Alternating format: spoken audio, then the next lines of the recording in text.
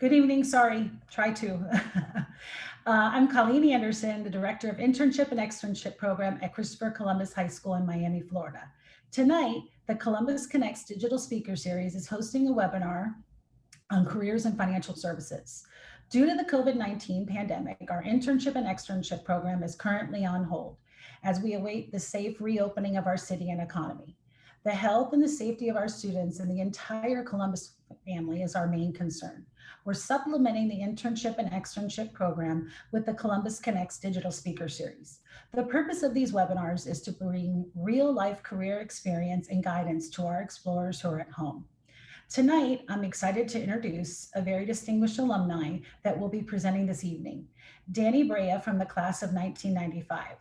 After Danny graduated from Columbus, he attended the University of Miami, received his degree in '99, and then he received his MBA from University of Miami as well in 2003. Danny worked for BNY Wealth Management upon college graduation for a total of 20 years. He recently resigned to become an independent financial wealth advisor. His new company is Total View Advisors. Danny is a very familiar face around campus. He's an active alumni. He's involved in the mentoring program as well as the executive member of the Alumni Association. Thank you for agreeing to present to us tonight, Danny, and I will let you take it from here. Why don't you tell us a little bit about your career and what has happened since you left Columbus? Thanks, Colleen. It's great to be here with everyone. I appreciate the opportunity. As you mentioned earlier, I graduated from Columbus in 1995 and went to the University of Miami to get a bachelor's degree in business administration, where I majored in international finance and marketing. I graduated in 1995 and shortly thereafter began my career in the financial services industry, which at a company that was then known as Mellon Private Asset Management. I started my career there basically at an entry-level position and worked my way up along the way to various other positions within the firm. And along the way, I went back to school, obtained my MBA in 2003 with a specialization in personal financial planning, and eventually became a certified financial planner, also known as a CFP, in 2006. It was a wonderful career, 20 years with the same company, which is something that's not very common in financial services. It was something that I felt was very rewarding. I learned a lot in my 20 years there, most of which I learned from local leadership, the people I worked with in my office. I also did learn a lot from the clients that I worked with along the way, wonderful people that I met. And I saw a lot of changes along the way. I got a lot of valuable business experience. Not everything stays the same, right? There's, the saying, the one constant in life is change. So I did experience a lot of that along the way.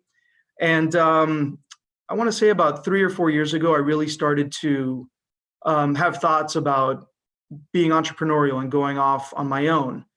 And I finally made the decision to do that. And did just that in March of this year, officially April, and I'm now on my own. I'm an independent financial advisor. As you mentioned, my company's name is Total View Advisors, and we are affiliated with Raymond James. It's been very rewarding thus far, and I'm excited to be able to build something that's relatively new, and something that I feel like I have ownership stake in. So it is very exciting. So I'm here tonight to talk to you guys about the financial services industry and the many different ways that you can work in the financial services industry. I'm going to talk to you about the different areas you can work in, different types of institutions you can work in, as well as the different things that you can do in those institutions. I'm going to share my screen for a second and show you just one slide that could make it a little easier for you guys to walk through this presentation with me. So I'll do that now. So you see here the different careers you can do, right? Where can you work? So obviously there's investment companies. So you can work for the traditional investment companies like Morgan Stanley, Merrill Lynch, JP Morgan, companies like that. There's also other investment companies that do more than just investments, right? So like where I used to work, BNY Mellon. a wonderful investment company that is referred to as the investment company to other investment companies, right? Because of the many things that they do in the financial services industry. And there's similar banks and trust companies that you can work at that are along similar parallels and not your typical broker-dealer type firm. You could also work at a bank, right? It's technically financial services. So, there's many Columbus alumni who are lenders and business developers for local regional banks and also for larger institutions. So that is definitely another avenue you can take while working in financial services. And then there's the insurance world. You can work for one of the many insurance companies, whether it be Mass Mutual or Northwestern Mutual, New York Life, or any of those companies. There's many different careers you can take in that regard. Now, you could be a client-facing individual, or you can be non-client-facing. In my role and in my career, I've always been a client-facing role. So that's what you call the front lines, right? So the different things you can do there is you can be a financial advisor or a wealth manager, it's also called. Many people refer to it as a relationship manager also. There's many people who work at banks who are considered relationship managers and not purely just lenders. You can be in business development or sales, going out and bringing in new business for the firm you work for. And then you can be an associate or an administrator, right? Those are more entry-level positions, but it's certainly an important role, and it is client-facing in many situations. Non-client-facing roles, I come across a lot of people that are interested in things like this. So portfolio manager, that's a phrase that gets used a lot in many different contexts.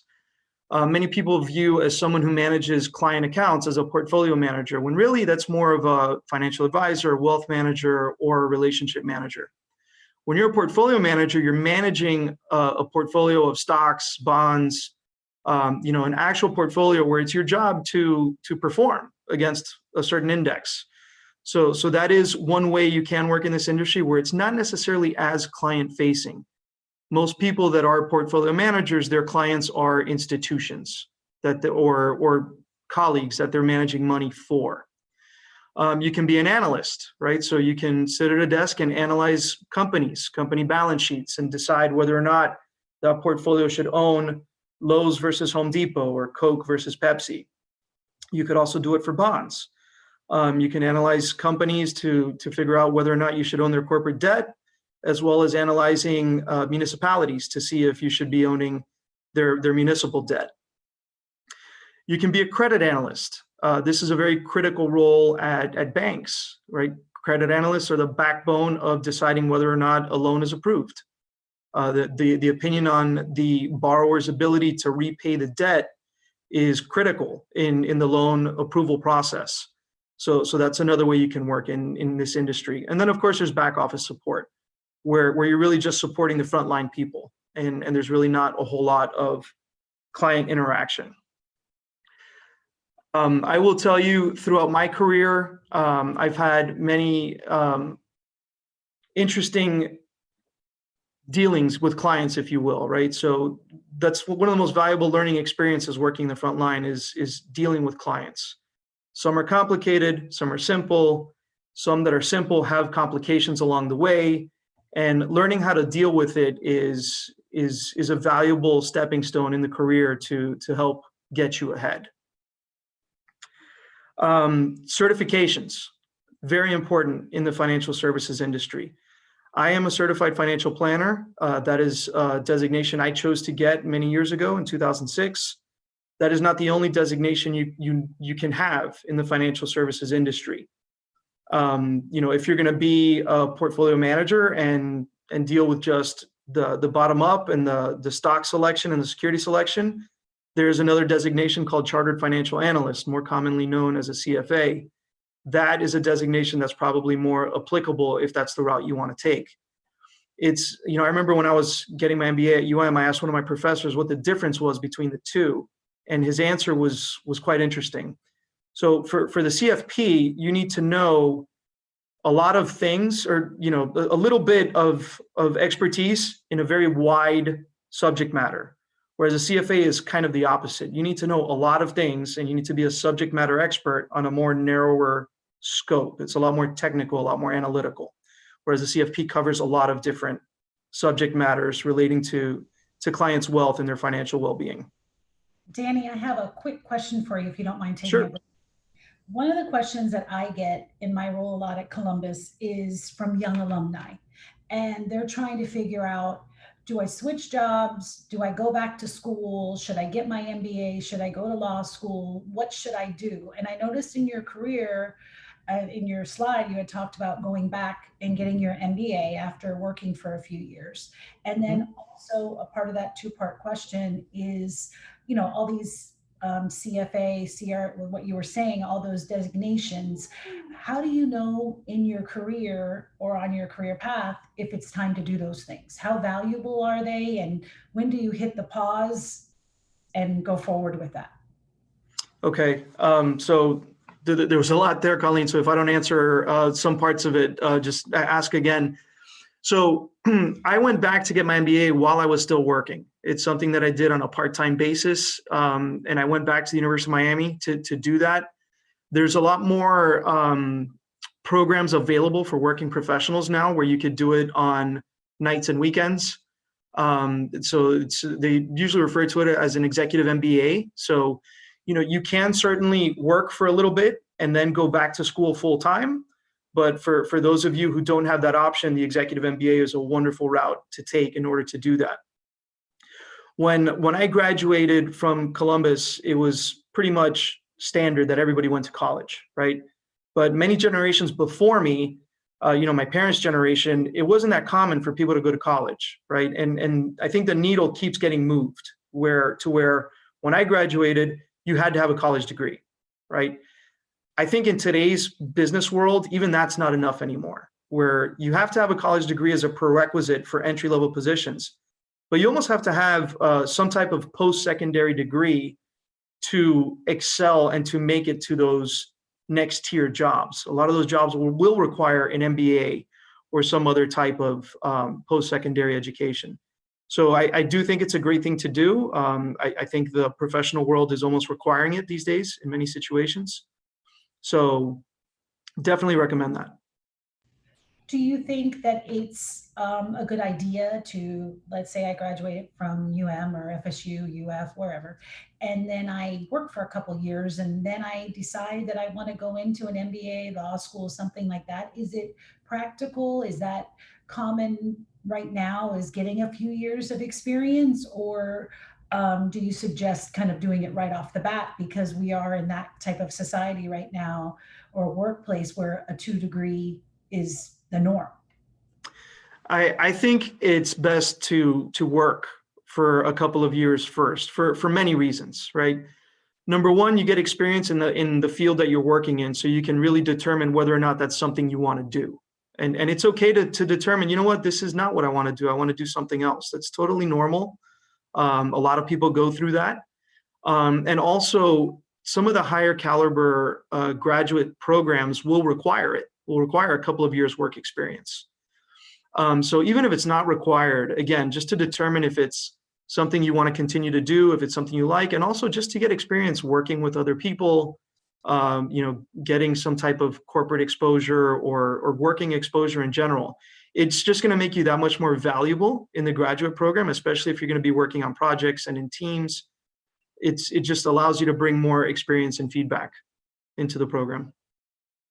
Okay, another question is the advanced degrees. I don't know exactly what you were referring them to, but the CFA and some of those other licenses or things in the career path of financial services, are those really necessary? And do they really pay back? Meaning, if you invest in getting those, does it really pad your resume or heighten your credentials for getting those advanced education? I absolutely think so. So in my experience, I've come across certain prospective clients that didn't even want to speak to a prospective financial advisor unless they were a certified financial planner.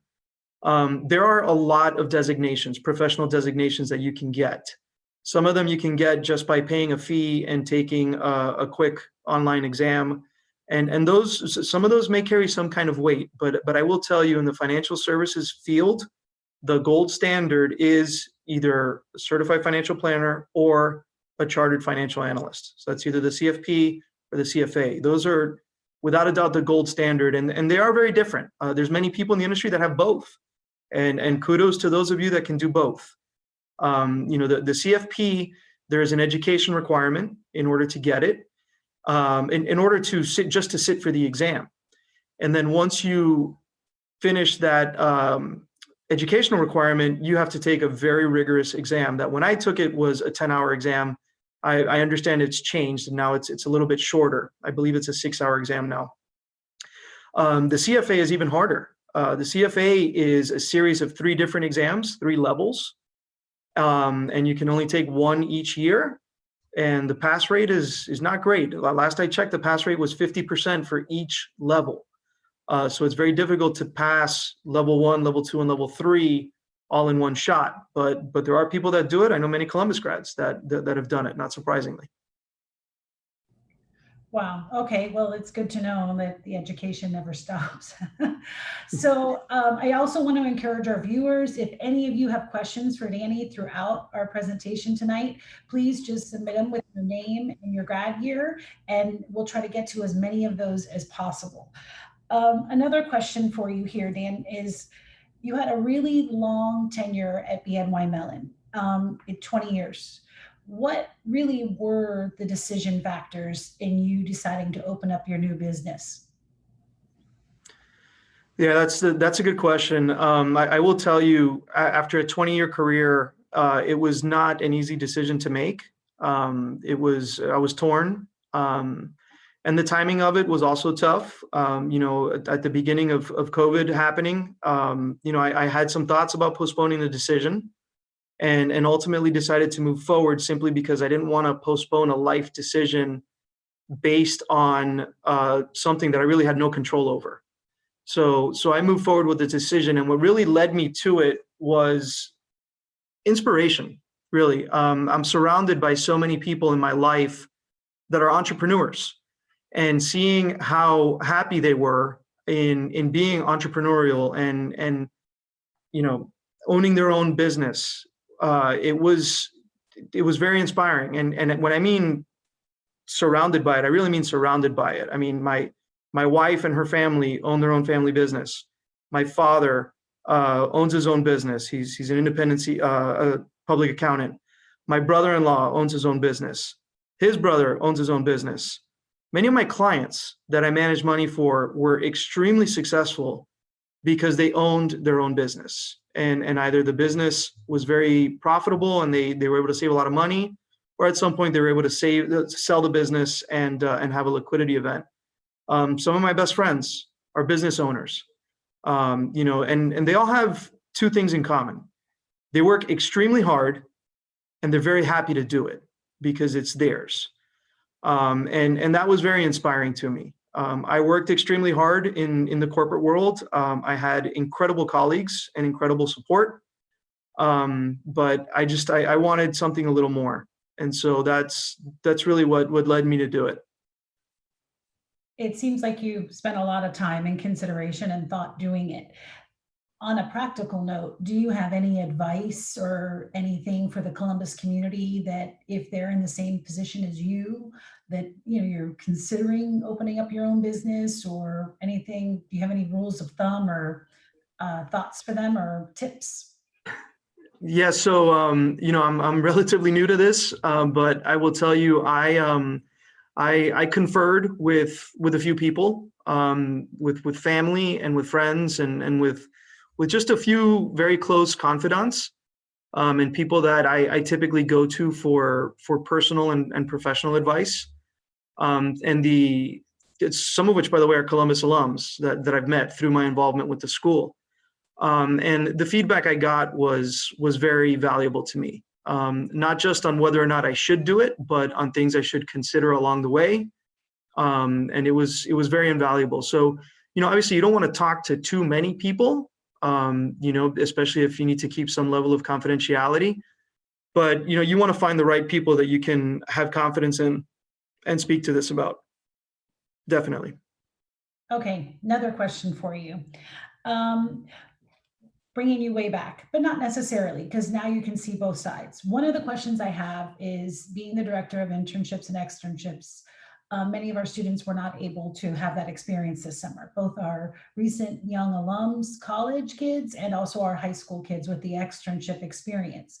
So my question is, throughout your career, throughout college, and your MBA and working and everything else, you've been on both sides. So I'm sure that you probably had an internship or an externship, and then you've also probably monitored or mentored or worked with at the company college kids throughout that process. So my question is, really, from both sides of it, what are your thoughts on it? What do you think? What should a student try to look for when getting one? How should they achieve the one that they want? And when they're there, what could they expect? I know this is like a 10-part question, but maybe the whole topic of this answer would be internships, your own experience, start to finish, and then your experience of hosting them as well.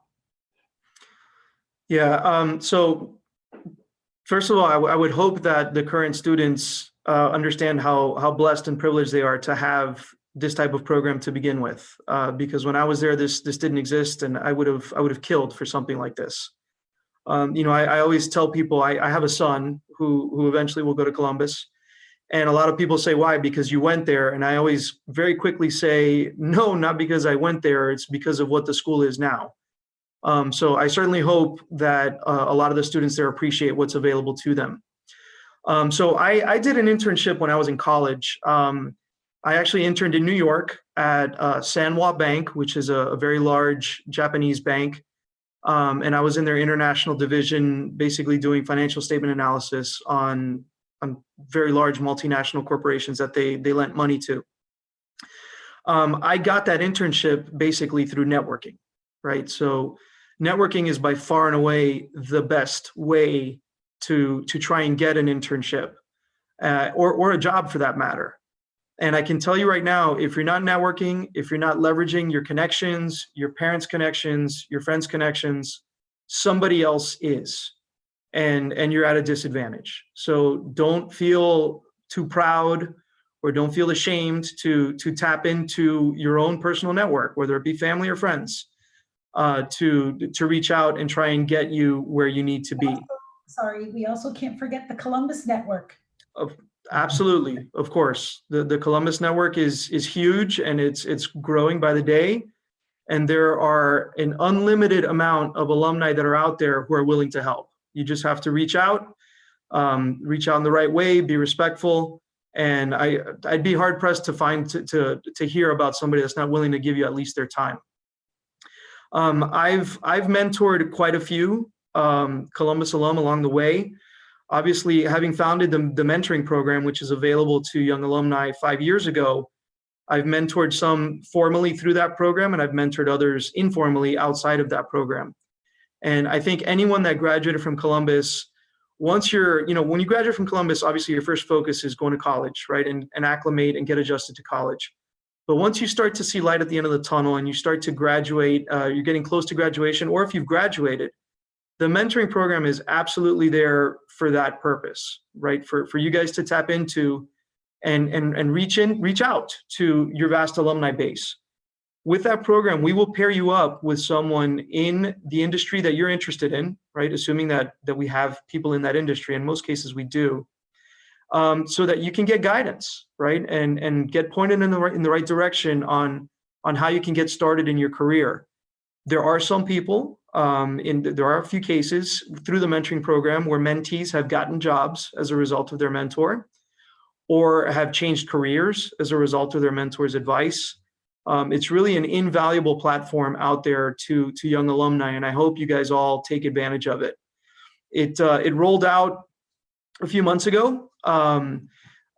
We still have a few mentors that haven't been paired up. So if there are some mentees that are young alumni that want to participate and be mentees, you can try and participate, through Barbara Branas. You can reach out to her, the alumni director, and she'll either put you in touch with me or she'll send me your information, either me or RJ De Verona, who's the chair of the program this year. So you should absolutely take advantage of that. It's played a big role for a lot of people. I can tell you that mentoring for me played a big role in my career growth. It was never really a formal program like what is offered now at Columbus. But I had plenty of mentors along the way, mostly through my work, but also personally. There were a lot of people that I spoke to and counted on and relied on for guidance along the way. And it's a huge step in moving along in your career. So selfishly, getting back to internships and externships. So you working at BNY Mellon, or you actually owning your own business now at Total View, what are you looking for in an intern? What is your objective? What would you like to see? What could they do that would ultimately lead to A, possibly a job offer, or B, at the least, a good recommendation? Right. So a good resume will get you in the door. Okay. And it'll get you an interview at most places. But once you're in there, it's 100% your persona, your personality, how you interact with someone. I think it's really important in an interview to show confidence, but not too much confidence, right? You don't want the person interviewing to feel like you're gunning for his or her job in the next 6 months, right? Show a willingness to learn and an eagerness to learn and an eagerness to be part of a team and to do anything you possibly can in order to move forward. You know, I tell my children sometimes whenever they try out for a sports team, I always try to tell them to make sure that they're prepared to play any position in the particular sport that they're trying out for, so that when they go to a tryout and the coach says, "What position do you play?" You can immediately respond, "Wherever you need me," right? I think that translates well to a job interview, where if a prospective employer says, what do you want to do? What do you what's your strong point? Where do you think you can help? If you can immediately respond and say, I really want to learn. These are my strengths, and I'm happy to apply these strengths anywhere where it could help you guys, right? Anything like that can help set you apart from other people. Okay, another question. LinkedIn. So at Columbus, one of the workshops we do to prepare our students for going out on externships and internships is we have a LinkedIn seminar. We set all the kids up with a LinkedIn profile and kind of teach them a little bit about, we have a young alumni who comes in and teaches them a little bit about LinkedIn, gives them a little bit of experience. Believe it or not, some of the colleges now are actually looking for the student's LinkedIn profile. So my question is, we've had a few students come out and ask, like, "Hey, I want to work at ABC Bank. Can I just message them and ask them if I could either get a part-time job or an internship?" What are your thoughts on navigating LinkedIn and reaching out to an employer or a company directly? So I think, first off, if you're reaching out to someone that is a Columbus alum as a prospective employer, reach out directly. I think we have that network. I think we have that ability to reach out directly to someone. It's happened to me many times. I've had many younger alumni reach out to me, whether it be for, to ask for a job or to ask for career guidance. And I'm always happy to give it. So if you're looking for a job and you see that the hiring manager is a Columbus alum, I don't think there's anything wrong with reaching out directly via LinkedIn to that purpose, to that person. If it's not a Columbus alum, try and see if you can get some type of personal connection to that person before reaching out directly. I think that only increases your odds of a positive response. I don't think it'll hurt to reach out directly to that person. I'm not saying don't do it. I'm just saying try to increase your odds of getting a positive response. It's tough sometimes where you just send in a resume blank or blindly and just sit around and wait for a response. So obviously a proper amount of follow-up shows that you're interested, and that you're pretty good at follow-up, which is important in the business world. A lot of people want to see that. So yeah, I don't think there's anything wrong with that. And I think the fact that you guys are giving a seminar on LinkedIn is wonderful, right? It's such an important tool in the business world, especially now in this COVID era that we're living in. It's hard to get in front of people, right? So you have to get in front of people digitally, whether it be via Zoom or via LinkedIn or Twitter, Facebook, however you do it. I guess the one caution I would throw out there, right? I feel obligated to say this. Just as much as social media, like these platforms, can help you get a job, they can also help you not get a job. So just, for the audience out there, please make sure you're very responsible on what you're posting on social media, because just like they're looking at your LinkedIn profiles, even colleges, your employers are going to look at your LinkedIn profiles as well as other profiles to see what you're doing, when you're not working. So everybody's watching at all times, and just assume whatever you put out there is going to be out there forever. Okay, I have another question. And again, anybody who's viewing, please feel free to put your grad year question. Even if you're a Columbus parent or Columbus alum, all questions are welcome here for Dan. I have a question about networking. So a lot of the young alumni, so my area of, I wouldn't say expertise, but my area of the people that I'm working with, my demographic is high school students and also the really young alumni. They're looking for either their first job or they're looking for their internship or externship. How important is networking? Events, when's the best time to do it? What's the best way to do it? How to follow up on some of those things? What are your thoughts on networking? Particularly, the Columbus network, of course, that goes unsaid, but what are your thoughts on even a college fair? They're at a college fair on their college campus looking for something and there's an event. What do you think about all of those type of things? So networking is a very critical tool in the professional world. It's not just when you're looking for a job, it's also when you have a job. You should always be networking, and it's never too early to start.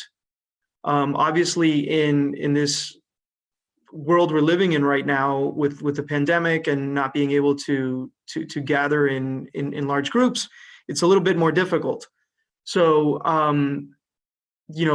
don't know what to suggest in times like this other than social media, right? Try to have some kind of a presence and try and be in front of people in any way you can. But when we do come out of this, hopefully sometime next year, you should absolutely be networking, right? So, obviously, as it relates to Columbus, go to events, go to alumni events, go often, and make sure you're meeting people there. If you're working for a company and they're having an event, go to that and try and meet as many people as you can. And when you're out socially, always try to meet new people and try and network and try and find out what they do for a living. And I think one of the most valuable lessons I learned in the professional world is, it's very easy for someone to go out and network and say, hey, this is what I do for a living, right? Like in my case, hey, I'm a financial advisor, can you refer me clients? It doesn't always work that way. And I think one of the best ways you can achieve success is when you go out and network and you ask people, what do they do? And try to ask questions to help determine how you can help them first, right? So if you network and say, and you meet somebody and, oh, I'm an attorney. Oh, great. What kind of law do you practice? And you keep digging deep into that and find out more questions. And, if you find out somebody's, a personal injury attorney and someone that just got in a car accident, maybe you can make a referral, right? There's nothing wrong with being the first person to extend a referral and establish currency like that. Networking is very critical, and you should start early and you should never stop. Okay, another question, kind of networking, kind of going back to mentoring. I'm sorry, I'm jumping all over the place here. But okay, so I get a lot of emails myself personally from young Columbus alums. So that, let's say they're in their sophomore year, their junior year at college, or even 1 year out of college, they don't have a job yet. And I understand this is a little tricky, COVID, not COVID, what's happening and everything. But my question is at what age is it okay to contact Barbara Banas and say, hey, I am Johnny and I am a sophomore at Florida State and I'm interested in studying accounting. Can I join the mentoring program? at what age or what is the best way to get involved? Is there any prerequisites? Anything that you can tell, the young guys particularly. And the reason why I say that is that's the ones who are contacting me. Like, hi, Mrs. Anderson, I'm a sophomore at Florida State. I'm studying in accounting. I'm coming back to Miami for the summer. I'm looking for an internship. But on the other hand, I also not sure what area of accounting I might be in. Do I want to work for a big company? Do I want to work for a small company? So what kind of, how would that person become involved? Okay, so first off, the second you get your high school diploma, I think you're eligible to contact Barbara Brannis for anything you need, right? She's our alumni director. She loves working with our alumni, and she'd be happy to help anyone that needs it. As far as the mentoring program, we try to pair people up with someone that they can meet with in person. So, if you're in college and you go to school at Notre Dame, right, it's very tough to be paired up with someone who's probably in Dade or Broward area and meet that person individually, right? With the emergence of Zoom and Microsoft Teams and things like that, perhaps maybe we can look to expand the program to include anybody that's an alumni. But for right now, I think it's best if you are about to graduate college, or if you have just graduated college and you've been in the workforce for less than 10 years. Because once you've been in the workforce for over 10 years, you have that kind of experience that we look for to be a mentor. So now you're in a position to kind of give the guidance as opposed to needing to receive it. That's one of the things that we put together when I first put together the program 5 years ago. I wanted it to have a lot of validity, right? I wanted it to really mean something. And so I didn't want mentors with less than 10 years experience, really more so that we could just have that caliber of experience giving guidance. And it's worked out very well. Fortunately or unfortunately, depending on how you want to look at it, we typically have more mentors than we do mentees, which means that our younger alumni aren't asking for help as much as our older alumni are willing to give it, which is, it's nice to see, right? It's nice to see our older alumni wanting to give back and pay it forward. It's a wonderful gesture to always see. But I'd love to see more participation from younger alumni. So, if you just graduated from Columbus, you should always feel free to A, go back to the school, and B, reach out to the school. It's your home. You're definitely welcome back there at any time. And by the way, I'm guilty of that. I didn't go back to the school till many years after I graduated. I'm glad I finally did go back, and I'm glad I got involved to the extent I'm involved in now. But you should feel free to get involved and to participate in the mentoring program and to reach out to Barbara at any stage. Okay, we have a question from a viewer, from Peter Cooper, class of 2014. How have your day-to-day operations changed to stay engaged with clients during quarantine? Thank you for your time, Danny.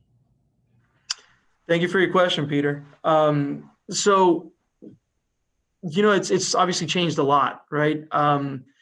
I have had some clients come visit me in the office. We meet at this very table where I'm sitting at right now, and we sit at opposite corners with a mask on, trying to follow as many guidelines as possible. But obviously, when you start a new venture, prospecting is important, right? And onboarding new clients is very important. And it's tough to get in front of these people. So you have to do it virtually, right? Whether it be through Zoom calls, through the telephone, that ancient device that sometimes we forget about, because it does more than search the internet, right? Phones do make calls. So I have to do that a lot more often, and emails. Just really finding any way that I can be front and center. I'm a lot more active on LinkedIn than I had been previously. Again, just to try and stay front and center. And I'm trying to be active on LinkedIn with relevant content, right? I'd almost rather go several days without posting something than just posting something for the sake of posting. I try to make sure that the content I put out there is interesting and timely to make sure people read it. Otherwise it's going to go by the wayside. Okay, that was a two-part question from Peter. Part two, should be an interesting one. Working in the service industry often requires dealing with difficult clients. Have you successfully dealt with these type of clients? Yes, it does require dealing with difficult clients. I can tell you that I have both successfully and unsuccessfully dealt with difficult clients. And in both sides of the equation, whether you deal with them successfully or whether you deal with them unsuccessfully, there's always something to learn, right? I did have a few instances where I suggested that clients find other people to service them. So sometimes you get to that point where really nobody's happy, and it's just not worth it anymore. But with difficult clients where it has worked, and even where it doesn't work, I think the most important thing is to always try to put yourself in the client's shoes and try to understand where they're coming from. You need to listen more than you talk, so that you can really understand what's really bothering them, so that you can address that specifically. Because the second you try to address other issues that really aren't there, they tend to get more upset and tend to become more difficult. And some people are just difficult in nature. And you have to make the business decision on whether or not it's worth the time and effort. In many cases it is, and in some cases it's not. And you have to make a difficult business decision to sever that business relationship and move forward. But it is a reality. And especially in my world, in financial services, you're dealing with people's money, which is very personal. So especially in volatile markets, you can easily sit here and say, it's okay, everything's going to be fine, the market will turn around. But you really need to understand the person on the other end of the line when you say that, because a lot of times it's more than just that to the client. And maybe it's more than just saying things will turn around. Maybe some adjustments to the portfolio are required because they really can't handle the volatility. So your people skills evolve along the way in this profession, and it only comes with experience. It's an unfortunate thing that you can't learn in a classroom, right? You can try your best to learn these things by trying to take psychology classes and things like that. But until you deal with it in real life, you don't really get that kind of experience. That's a great answer. Okay, we have another one from a viewer, from Luis Gonzalez, class of 2017.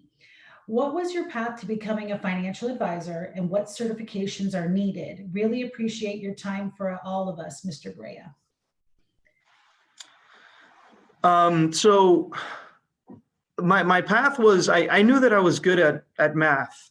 English was not my thing. Literature, reading, I never really did well in any of those courses. I always did well on more of the math type things. So I always wanted to work with numbers. I took a couple of accounting classes when I was in college. Also took some in Columbus with Mrs. Pardo. Those courses came easy to me, but the stock market always really appealed to me. And so I wanted to do something with the stock market and investing. And when I graduated in 1999, a lot of you guys will probably not remember a little something called Y2K. But it was very hard for me to find a job because most companies were worried that their computers were going to shut off on December 31st, 1999 at midnight. So it was difficult for me to find work, and I actually was without a job for 6 months after graduating college. A very challenging time. And again, through networking, I found the job at BNY Mellon. I was involved in the market, and I kind of just fell into it, right? I knew I wanted to be in the market, so I found a job that dealt with the stock market. And it just so happened to be a job in working directly with clients. And as I evolved, I just started to like the business more and more, and decided to get an MBA with a personalization and personal financial planning. And that's what made me eligible to sit for the CFP exam. And so I do have my CFP designation, as I mentioned earlier. And that's the certification that I chose to take. Your question asked what is required. There's really no certification required to be in the industry. There's many capable professionals out there who do not have a CFP designation, or they're not a CFA charter holder. And they're very capable of doing great things for clients. I just chose to get the designation because it's a prerequisite for some people, right? There are some clients that won't want to work with anyone unless they do have the designation. So It's definitely not a prerequisite, but it does help a great deal. Okay, going back a little bit. Um, what is the best time to get involved in the Alumni Association at Columbus? I know that's a little different than the mentoring program, but obviously, we have some very young, new grads. How do they get involved? When do they step in? How does it normally work? I know, again, this is COVID, so it's different, but in the years past, previously, what's the best way to get involved?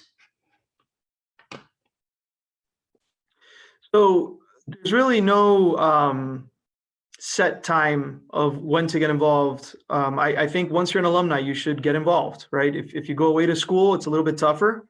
But when you come back, if you're of age, you should go to one of our alumni happy hours in the summer. And once we get out of this environment that we're in right now, go to events.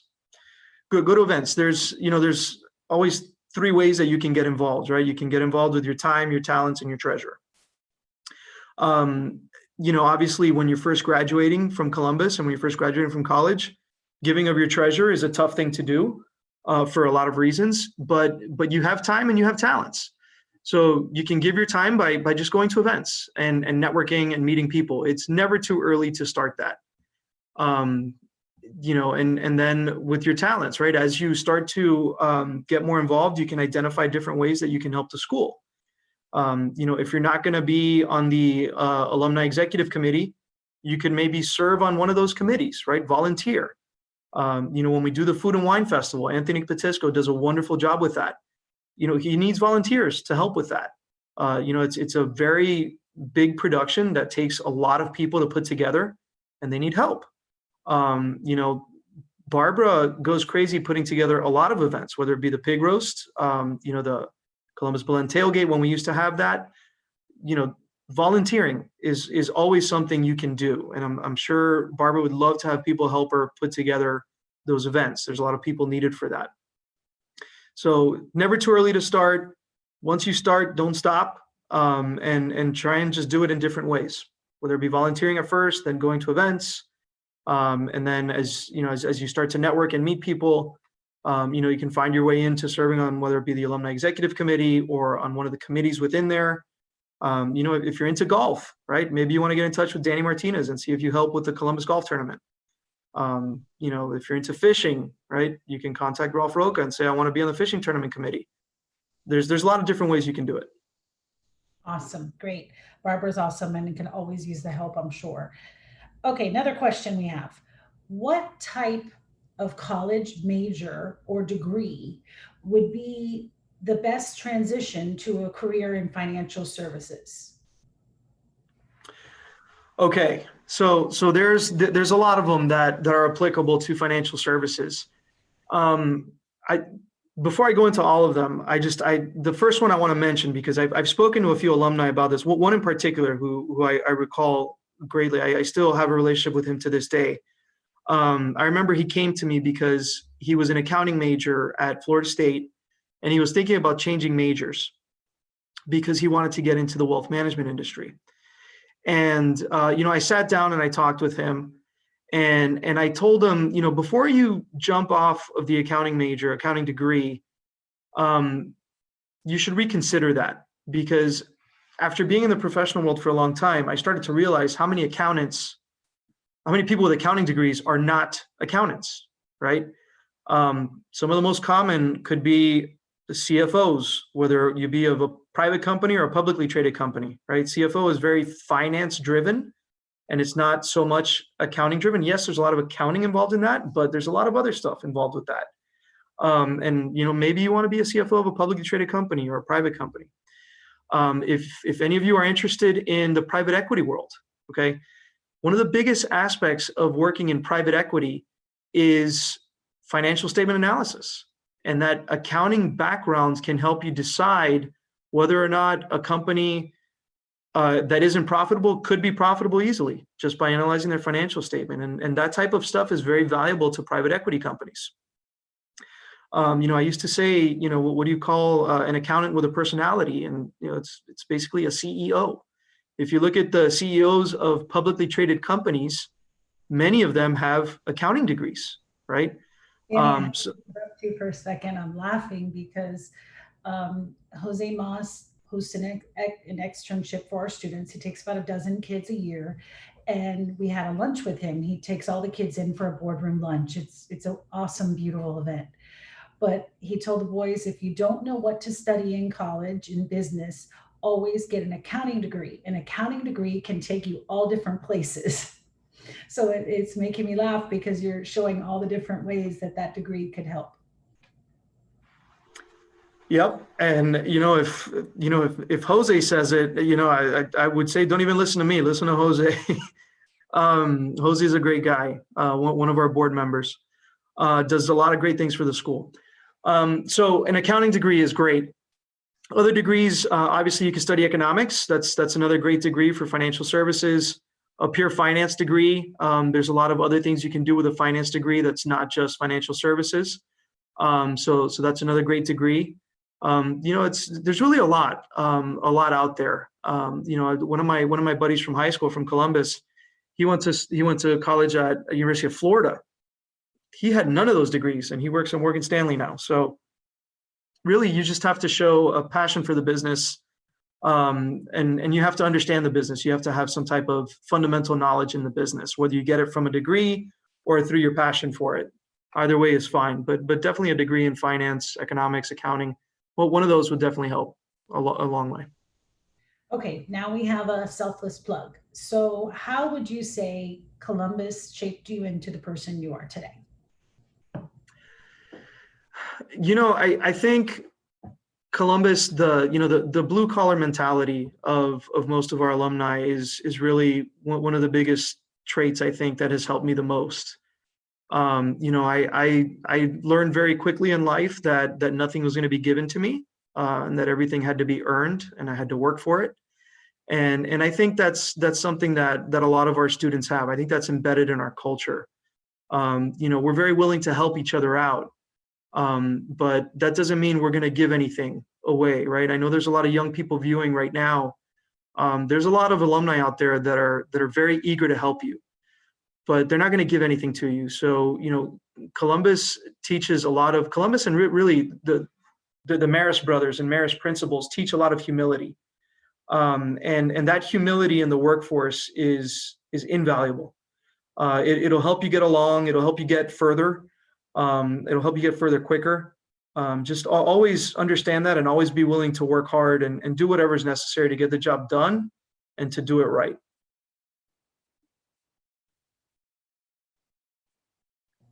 That's great, Danny. Well, I wanted to thank you so much for presenting to us tonight and sharing your knowledge with us. It is a testament to the whole Columbus community that we have such successful alumni and family and friends who are willing to give back to our school in so many ways, and we really appreciate it.